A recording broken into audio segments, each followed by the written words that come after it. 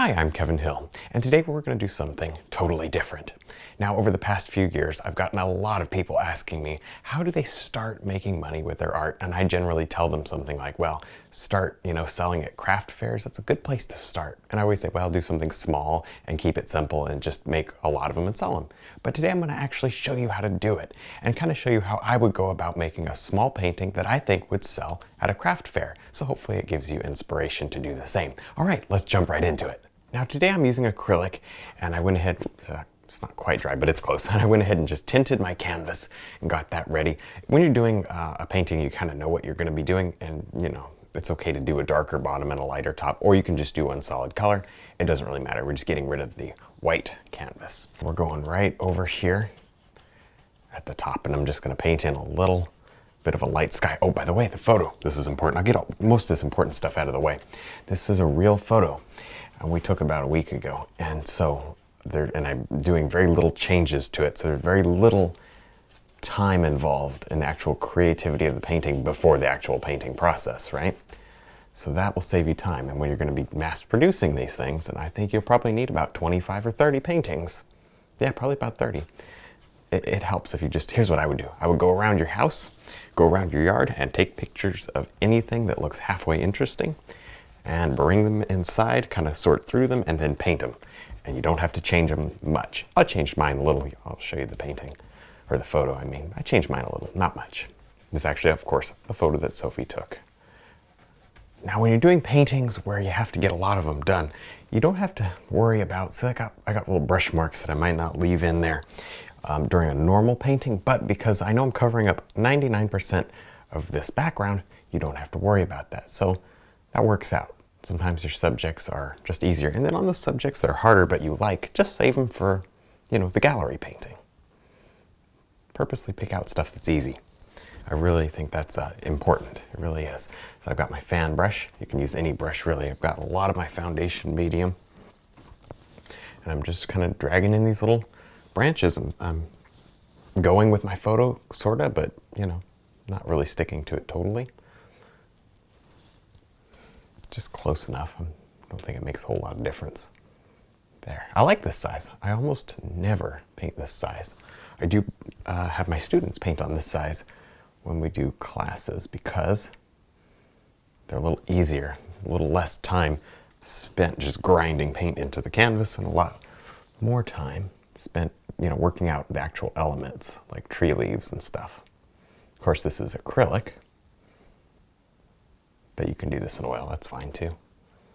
You might have to play around with the sun rays a little more. They might not be so easy as they'll be today, because they're going to be easy today. But you can certainly do it. Yeah, I like that fan brush. Just kind of scrub it along the bottom like this. The background is dry. Good. At least it is on this side. It doesn't look like it was on that side. See how you can just scrub it like this? And create these fast little trees. Oh, I love this sort of technique. It's a nice soft fan brush. This is a number 4, very soft fan brush. Now, one thing with acrylics that you simply can't do in oil is, well, okay, I wouldn't ever recommend doing in oil, is go ahead and painting in some of your background using thin liner brush work. I thin this down with some water and foundation medium. And this way I can get a lot of little limbs in the background, and they'll dry. They'll be, solid and in the background and good to go. We'll paint right over them, which is not something you can do in oil. If you got slippery oil up here and then tried to highlight, you would get mud. So anyway, the point is I'm going to take full advantage of this, so you can get some really fast liner brush. I mean, look at this.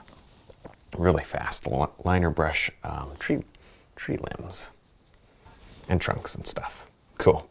When you get that just the right consistency. See that? And I almost think they look better. I like that. And you don't even have to rush these little paintings. They just are fast anyways. Rush them or not, they're fast. So what's really fun, you just get to kind of enjoy the art without having to invest, 3/4 of the day. Kind of nice. I like that. And people love these little scenes. close-up stuff. It doesn't have to be ginormous mountain ranges and stuff, although you can do a couple of those. They're impressive, but you know, do some small stuff, short range stuff like this. Now we're going to go ahead and cover up most of this background here. However, I am going to let some of it show through, and that'll be nice, but I am going to cover up most of it because that's kind of the way the picture is, and I like it. I think it works. It's good, and we are going to go with it. If you didn't want your background, you know what I mean, you could change it if you didn't want it so filled in, but I like it filled in.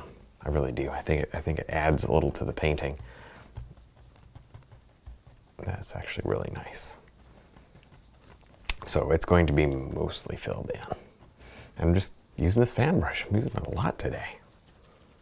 Our light source is going to be up here. You'll notice in the photo it was dead center, and although we could have went with it, I think I'm a little happier with it, not quite dead center.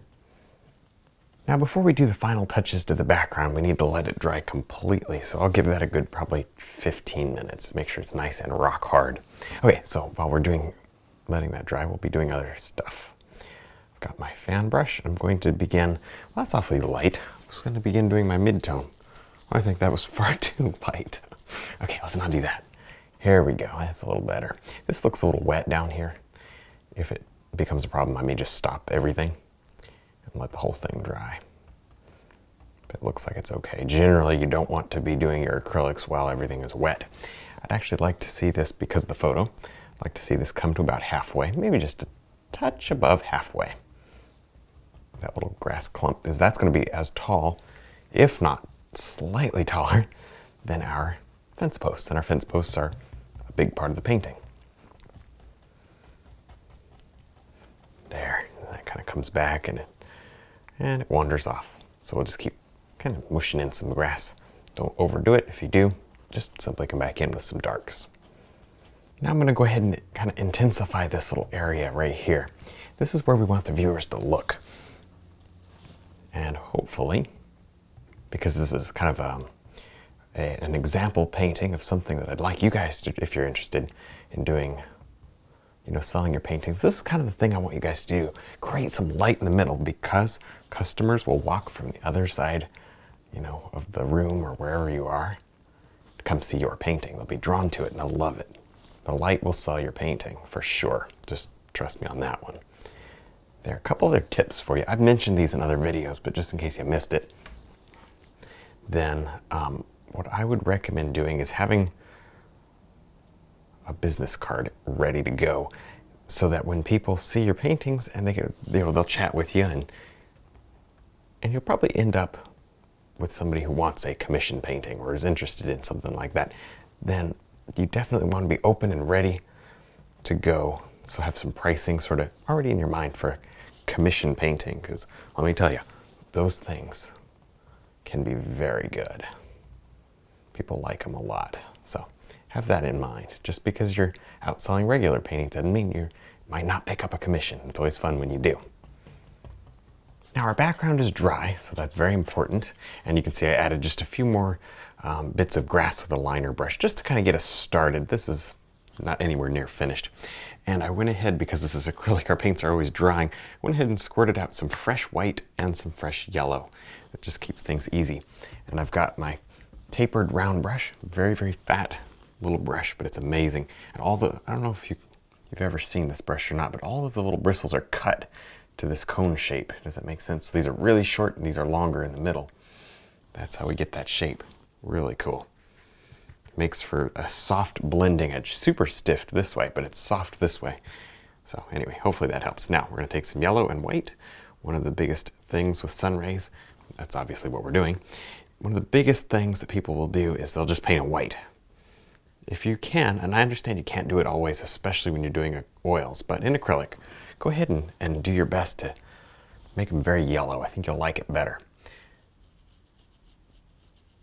So this may take two or three goes, but we'll just sort of build up a little color right there. Sorry if my arm blocks, but I just think it'd be so much easier for me to just do it like this. There, let me feather these edges out just so they don't dry like that. Good. And I'll just slowly work my sun rays out. You don't want much paint on here, just enough. Just enough. And so you can really draw them out as far as you want. I imagine my grass is wet, so I won't go down that far. There, that looks good.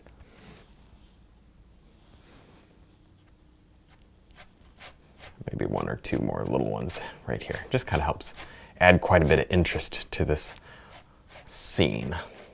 And the flowers that were not there, that we are going to add, will also add a bit of extra interest that I think will just be wonderful. I need to go take a look and make sure that these are straight. Always want to, before they dry, because you can always wipe them off. Before they dry, go look at them. Make sure they're straight. Look at them from far away, that is. Now we'll load up with a little bit more yellow and white. And another fun trick you can do, maybe a little too much, a little less than that. Another fun trick you can do is just pick out these little areas of background that you'd like to see some light. Touch it, and then blend it. See that? What that does is it opens up the forest a little more. Kind of creates that feeling of light spilling over the edge of the leaves. You see that? Because you have that faded area. I like that. So good example, all of this over here, we probably want to do that to this area, especially right in here. Soften those spots back. I like that. I think that gives it a very professional quality look to your painting. Maybe even more of that in here. You know, it's not a big deal. It takes just a second. I think it adds so much. You can open up spots that weren't open previously. I do believe, though, that the open previously spots look a little better with no effort, you know what I mean? Because the lights are kind of already there. This is very transparent, almost a glaze that we're doing, so it does help to have the lights already behind. But hey, you can do whatever you want. Nice. Oh, I like that. It just gives that feeling of sunlight. And I think people pay a little extra for sunlight. You notice how I do just one at a time or two at a time, because otherwise they'll set up on you and you won't be able to blend them. Now I'm going to go ahead and add on some highlight to this fence that I dropped in. It was very quick. A couple of lines is all it really is. But now I've got a nice highlight that I have not, you'll see right here, that I've not over mixed. In fact, you'll see my fence posts are a little wet, which is okay, I guess. We can always go back over them with another highlight if we need to. That's probably not bad. I mean, they're rough anyways, right? That's probably not bad. Good, and then everything kind of just gets feathered off at the bottom, which is nice. Pull in from the outside. Yeah, you know, it's wet there. You get the little line. I guess that's because it's wet. There. You know, I don't normally do acrylics. I let them, when they're wet, I let them dry. It just takes a second, but there you go.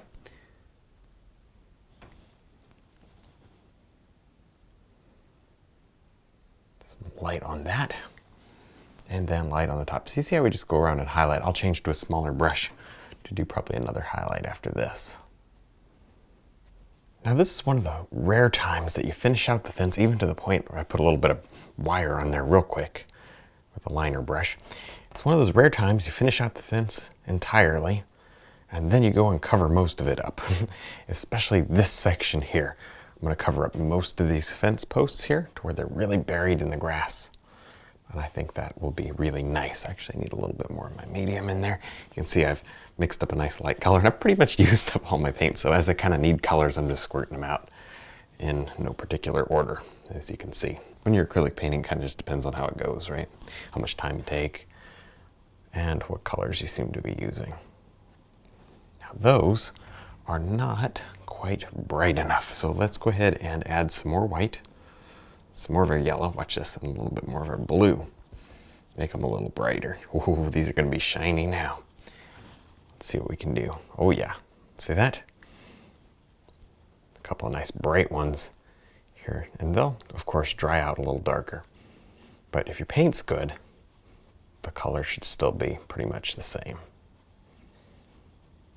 Good, and I'll just sort of rub that to feather all those back.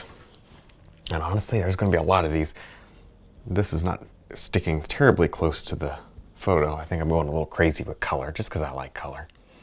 It's a little more muted, but that's okay. There. Very nice. Get a couple more tall ones. Oh, I like that. So that's just really starting to bring your eye kind of into this area, which is, of course, what we want. Good. Well, I like those, actually. Those are some yellow ochre light and white ones. That's kind of a weird way to say it. Those are made from yellow ochre and white. Oh, I like that. Okay, good. So I'm just, as you can tell, I'm just playing around here, not doing anything in particular. You know, if you're doing a bunch of these for, when I say a bunch of these, I don't mean a bunch of the same ones, right? We wouldn't want to do that.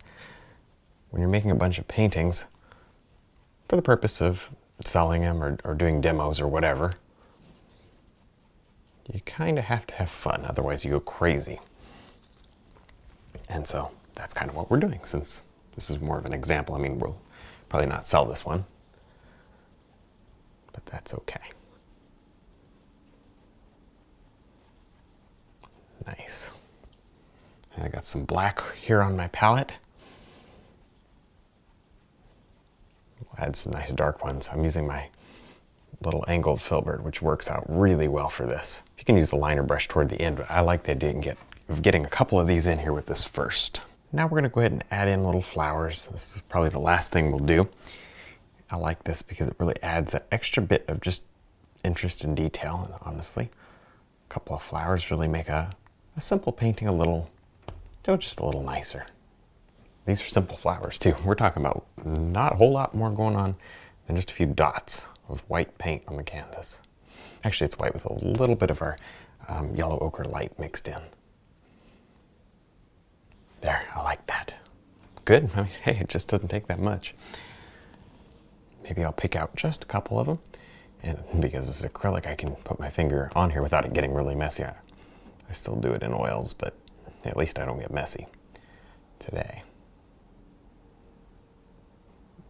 So I'll pick out just a couple of these and make them just a tiny bit more detailed, like that. Cool. All right, now that is good, but we don't want to stop there. Maybe a couple right here in front, of course, of our fence post. That's most important. And kind of come down a little. There we go. Now we'll go ahead and just darken them. We can darken them with anything, blue, black. And you would probably look at that and say, oh, that doesn't look like a flower. What's up with that color? Watch this. Huh, kind of looks like a flower. But just over here in the shadows. Put a couple of those down here. Nice.